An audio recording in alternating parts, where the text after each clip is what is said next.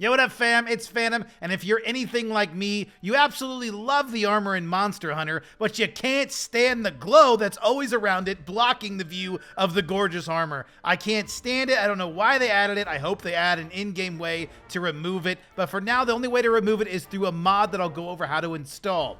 Unfortunately, that means PS5 players, until they update this, you just gotta stick with the stupid glow. Let's jump into the video. So the mod that we're going to be installing is the Persistent Buff Glow Removal. This removes all those, and you can actually choose which ones you want to remove and which ones you want to stay. I just remove them all through this mod, but this is how we're going to be doing it. But in order to do so, you have to actually install two mods. You have to install the Persistent Glow Removal and the RE Framework. The RE Framework is basically just a mod that allows other mods to work. So this is through Nexus Mods. If you don't already, you'll have to create an account and log in, and then we're going to click the manual button here on the right, and then we're gonna hit slow download, and it'll start to download automatically. We're gonna do the same thing with the RE Framework mod. We're gonna hit manual, and then we're gonna hit slow download. As you can see, I just put these both in a new folder on my desktop just to have them separated. We're just going to select them both, right click, and choose extract here.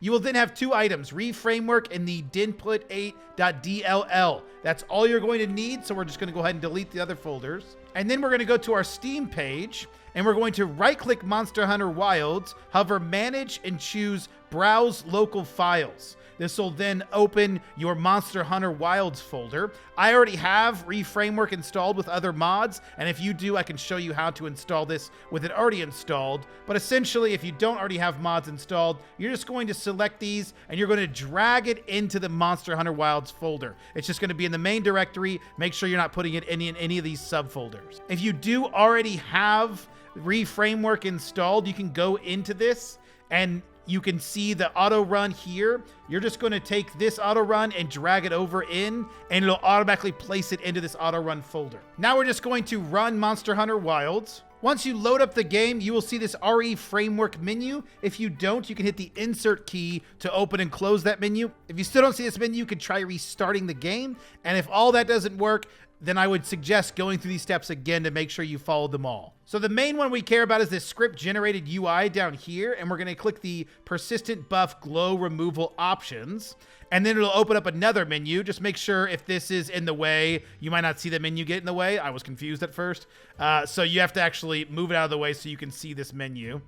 Then you have the item buff effects when you can choose which ones to hide. You've got the weapon buff effects. I don't use a kinesect, but if you use a kinesect, you can hide that glow. And then the palico buff effects, you can also hide those as well. So I hide all of them because I don't want to be glowing ever. And you can see, once I start this game, you can see my cheeks ain't glowing. They are glow-free. It's so nice. I love this mod. Definitely one of my favorites. And it's a super easy one to install. Hope you enjoyed this video. Thanks so much for watching, and we'll catch you in the next one.